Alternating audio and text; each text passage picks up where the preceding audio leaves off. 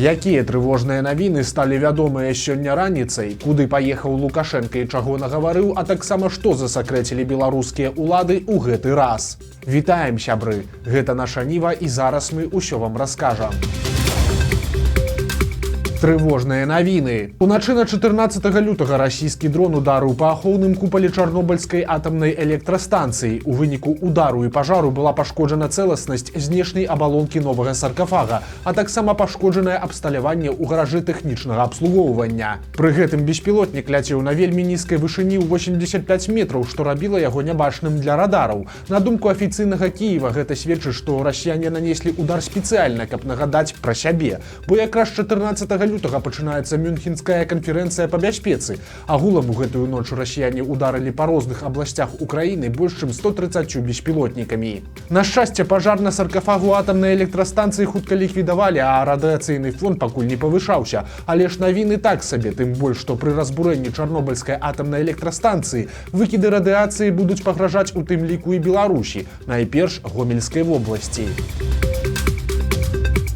Сёння Лукашенко правёў вялікую нараду на выездзе. Ён прыехаў на мінскі завод «Інтэграл», які вядомы вырабам мікрасхемаў, у тым ліку і для расійскіх ракет. Адразу же Лукашенко патроліў свайго прапагандыста Тура. Давай разберемся в следующем, чтобы мы понимали, особенно Игорь Тур, он же не понимает, куда мы приехали. Затым жа ён зладзіў гендырэктару «Інтэграла» Буйневічу мікрадопыт пра мікраэлектроніку. Почему микроэлектроника?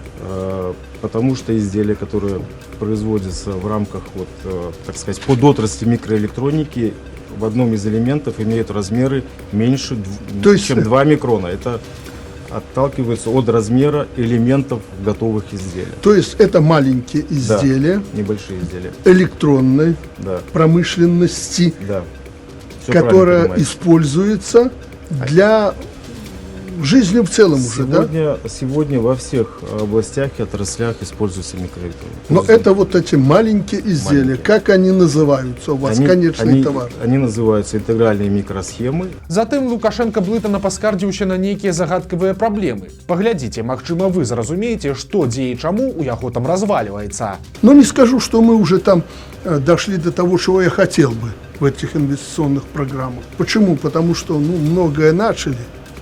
Порой то, что могло подождать, оно нужно будет, подождать. Но надо заканчивать, развалится то, что начали строить. Таксама Лукашенко ў чарговы раз загаварыў пра другую атамную электрастанцыю і патлумачыў, навошта яна яму так патрэбная. Через год, полтора-два мы будем иметь свой электромобиль. А для этого надо электричество. Станция есть, избыток электроэнергии, атомная станция есть и прочее, прочее. Сегодня, думаю, может и вторую построить, потому что электроэнергия нужна будет всегда. Она избыточной быть не может. Правда, цікава, што Лукашенко прызнае, ідэя будаўніцтва другой АЭС ці іншыя падобныя маштабныя праекты ў яго ёсць, але ж грошай на іх няма. Вот такие крупные проекты, может быть, и за счет, прежде всего, иностранных инвестиций, потому что под такие проекты своих денег мы не найдем. Затым Лукашенку выдалі белы халат і правялі экскурсію па заводу. Паказалі вытворчасць і лабараторыі. Цікава, што пры размове з работніцай завода пра сілавую электрычнасць Лукашенко падобна вырашыў, што гэта неяк звязана з сілавікамі і адказаў жанчыне троху неўпапад. Мы себе видим силовую электронику. Тем более жизнь такая сейчас подлая, без этого не обойтись. Поэтому вы будете востребованы. Фінальнай часткай стала нарада проста на «Інтэграле». Падчас яе Лукашенко адзначыў поспехі прадпрыемства, вялікія зарплаты на ім, а таксама выдаў новы афарызм сваім чыноўнікам. Не будешь смотреть в будущее, жизнь твоя недолгая. Дзікая гісторыя. Беларуска паехала ў Маскву прадаваць сваё малое дзіця. Жасміне Александровіч 20 гадоў. 1 лютага яна нарадзіла дачку і назвала яе Насцяй, а ўжо праз 2 тыдні выправілася ў Расію, каб абмяняць малую на грошы. Пра ўсё яна дамовілася загадзя. За сваё дзіця Жасміна хацела атрымаць каля 90 000 расійскіх рублёў, а гэта прыкладна $1000. Продаж мусіў прайсці ў звычайнай кватэры на ўсходзе Масквы, але ж там беларускую затрымалі. Аказалася, што ў ролі пакупнікоў ізноў выступілі расійскія сілавікі, якія ад пачатку вялі гэтую прадавачку. Дзяўчынай цяпер займаюцца ў расійскім следчым камітэце. Вырашаецца пытанне аб завядзенні крымінальнай справы па артыкуле аб гандлі людзьмі. У выніку гора матулі пагражае да 10 гадоў, а яе дзіця пакуль знаходзіцца на апецы пракуратуры. Новае жыццё апальных функцыянераў Лукашэнкі. Партал «Зеркало» з дапамогай кіберпартызанаў высветліў, чым цяпер займаюцца звольненыя з высокіх пасад беларускія чыноўнікі. Першы герой – гэта Александр Шарак, былы дырэктар прадпрыемства «Белмедтэхніка», праз якое праходзіла больш за 90% бюджэтных закупак у сферы аховы здароўя.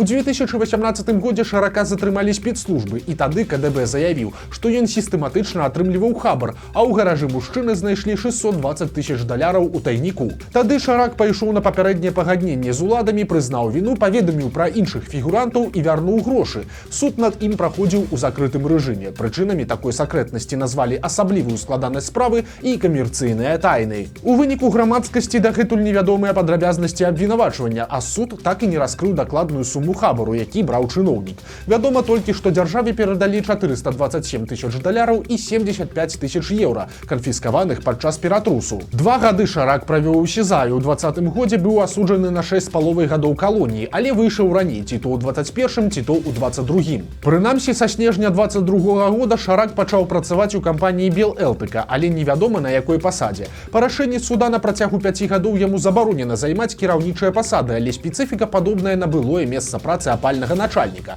Бо «Белэлтыка» – гэта беларуская кампанія, якая займаецца вытворчасцю і пастаўкамі электратэхнічнага абсталявання. Сярод яе кліентаў дырэкцыя па будаўніцтве мінскага метрапалітэна, шматфункцыянальны комплекс «Мінск Ворлд» і шмат хто яшчэ. Іншы чыноўнік – гэта былы начальнік беларускай чыгункі Владзімір Марозаў. Яго прыбралі з высокай пасады неўзабаве пасля гучнага карупцыйнага скандала на чыгунцы. У чэрвені мінулага года стала вядома пра затрыманне першага намесніка Марозава Пятра Дулуба, а затым і яшчэ некалькіх начальнікаў. Пазней дом Дулуба паказалі па Дзярж-ТБ і расказалі, што ён трымаў у схованках $3 мільёны наяўнымі. Дулуба звольнілі па карупцыйным артыкуле і абвінавацілі ў хабарніцтве, а яго гісторыі публічна абураўся асабіста Лукашенко. 3,5 миллиона тупака только нашли.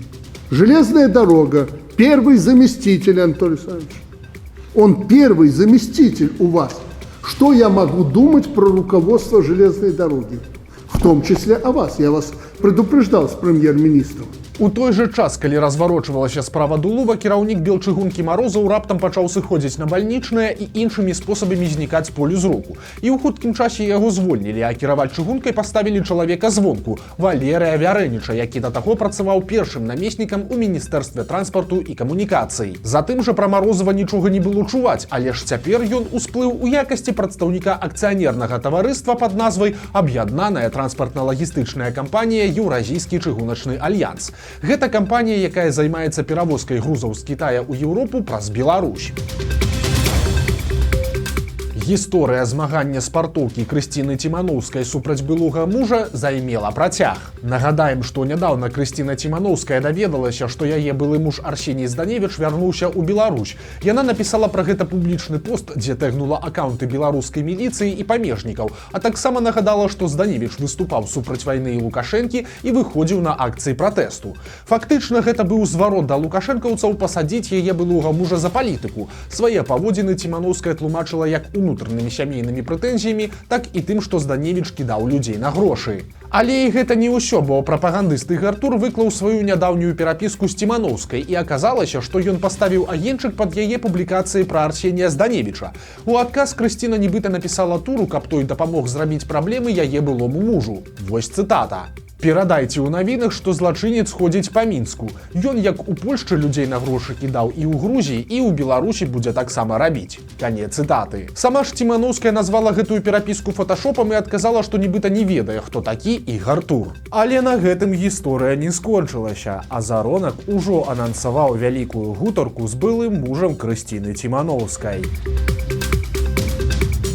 Страшныя лічбы. За апошнія 4 дні ў беларускіх судах разглядалі як мінімум 52 крымінальныя палітычныя справы, у межах якіх судзілі 66 чалавек. Мінімум 11 судовых працэсаў праходзілі ў закрытым рэжыме. У палітычных судах у згаданы перыяд прымалі ўдзел мінімум 43 суддзі. Найбольш распаўсюджаным палітычным крымінальным артыкулам з'яўляецца 342. Гэта ўдзел у акцыях пратэсту. Па ім судзілі 25 чалавек. За заклікі да санкцый на гэтым тыдні судзілі мінімум 5. Агулам паводле палітычных артыкулаў судзілі 42 чалавекі. Напрыклад, сясцёр Тацяну Францкевіч і Наталью Лабацевіч вінавацяць у садзейнічанні экстрэмізму. Абедзве жанчыны матулі палітвязняў. Сын Натальі Лабацевіч Ілля адбыў 1,5 года ў калоніі і ўжо выйшаў на волю. А сын Тацяны вядомы анархіст Александр Францкевіч. Ён асуджаны на 17 гадоў і 9 месяцаў, прычым ажно па 13 артыкулах. Сярод іх хуліганства, заклікі да санкцый, стварэнне злачыннай арганізацыі і шмат што яшчэ. Але ж што такога зрабілі маці хлопца і яе сястра, невядома.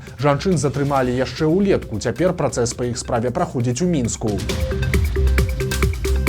Беларускія ўлады засакрэцілі яшчэ адну статыстыку. Цяпер, публікуючы лічбы пра замежныя інвестыцыі ў Беларусь, Белстат не паказвае разбіўку па краінах, колькі і хто канкрэтна грошай уклаў. Як звычайна, такая сакрэтнасць паказвае, што ў гэтай сферы не ўсё гладка, бо раней засакрэчвалі выключна праблемныя даныя: смяротнасць і нараджальнасць, працягласць жыцця беларусаў, даныя па экспарту, ну і шмат што яшчэ. Але ж пра канкрэтныя лічбы замежных інвестыцый прагаварыўся на семінары для дэпутатаў міністр эканомікі Юрый Чабатар. Гэта заўважылі журналісты партала «Зеркало», і аказалася, што найбольшая доля, амаль 25%, тут у Расіі. На другім месцы ідуць арабскія Эміраты, у іх 14,3%. На трэцім Кіпр 13%. Пасля 4,3% уклаў Кітай, 3,5% Германія, а затым Нідерланды, Польшча і Балгарыя. Гэта значыць, што 5 дзяржаў з топ-8 краін па ўліванні грошай у эканоміку Беларусі гэта тыя, каго Лукашенко афіцыйна лічаць недружалюбнымі Мінску. Гаворка пра Кіпр, Германію, Нідерланды, Польшчу і Балгарыю. Вось такі парадокс. Старое новае тлумачэнне беларускіх чыноўнікаў. Славуты каталіцкі храм святых Сымона і Алены, больш вядомы як проста чырвоны касцёл, стаіць закрытым у цэнтры Мінска ўжо больш за 2 гады. Усё пачалося з дзіўнага пажара ў верасні 22 года. Тады амаль нічога не згарэла, але ж улады адразу забралі касцёл у вернікаў і заявілі, што ён будзе закрыты на рамонт. Працы запланавалі на першы квартал 24 года, але ж яны так і не пачаліся. Акрамя таго, каталікам выставілі рахунак, цытата, за амартызацыю касцёла і карыстанне зямлёй і запатрабавалі іх сплаціць дзяржаве амаль 150 000 беларускіх рублёў. Цяпер ужо пачатак 25 года. Касцёл па-ранейшаму закрыты і ніякага рамонту ў ім няма. Больш за тое, яго ўвогуле няма ў спісе аб'ектаў Мінска, якія будуць рэканструяваць у гэтым годзе. У якасці тлумачэнняў чыноўнікі паўтараюць тую ж версію, што і год таму. Маўляў, былі заўвагі па праектнай дакументацыі для рамонта і паперы адправілі на дапрацоўку. Але ж праблема хутчэй за ўсё палітычная, бо па неафіцыйнай версіі улады забралі касцёл праз асобу тагачаснага пробышча ксяндза Уладзіслава Завальнюка. Падчас пратэсту 20-го года каталіцкая царква асуджала гвалт, а асабіста ксёндз Завальнюк нават выходзіў павітаць жанчын, якія стаялі ў ланцугу салідарнасці каля касцёла. Гэтага Лукашенко дараваць не мог, тым больш у цэнтры Мінска, бо чырвоны касцёл, нагадаем, стаіць на плошчы Незалежнасці проста побач з домам урада. У выніку ў ліпені 24-го года ксёндз Уладзіслаў Завальнюк звольніўся. Пробашчам парафіі стаў ксёндз Франц Рудзь, але касцёл вернікам дагэтуль не вярнулі. Галоўны боль беларускіх участковых тэрапеўтаў. Маладая доктарка з Мінска прыйшла да пацыента на хатні выклік, але ж хворага нечакана не было дома. Ну альбо ён перадумаў лячыцца, бо дзверы медыку ніхто не адкрыў.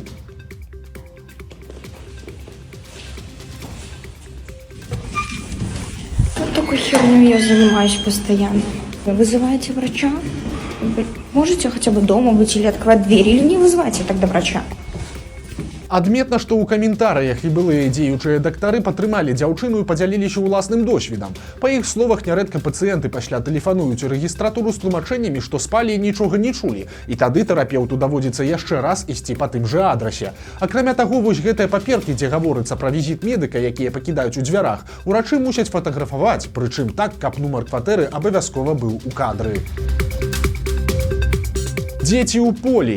Александр Лукашенко падпісаў змены ў закон аб дарожным руху. Галоўная адметнасць там гэта дазвол 17гадовым беларусам кіраваць сельскагаспадарчымі машынамі і сядаць за руль трактара. Логіка тут простая. Такім чынам падлеткаў плануюць задзейнічаць у пасяўной кампаніі і падчас жніва. Беларусы, прэм'ер-міністр і бульба. Роман Галученко расказаў, што нашы суайчыннікі за апошнія 10 гадоў сталі ўжываць менш бульбы, але гэта суправаджаецца адначасовым ростам спажывання садавіны і гародніны. На думку чыноўніка, гэта звязана з ростам даходаў і модай на здаровы лад жыцця. Цытата: «Значыць, людзі могуць сабе дазволіць больш дарагую прадукцыю». Вось такія навіны пятніцы. Нагадаем, што ў нядзелю у нас выйдзе чарговы цікавы сюжэт, таму падпісывайцеся на канал, каб нічога не прапусціць, стаўце лайкі альбо дызлайкі і выказвайце заўвагі ў каментарах. І, канешне, чытайце нашу Ніву, глядзіце нашу Ніву і любіце Беларусь. Да сустрэчы ў нядзелю.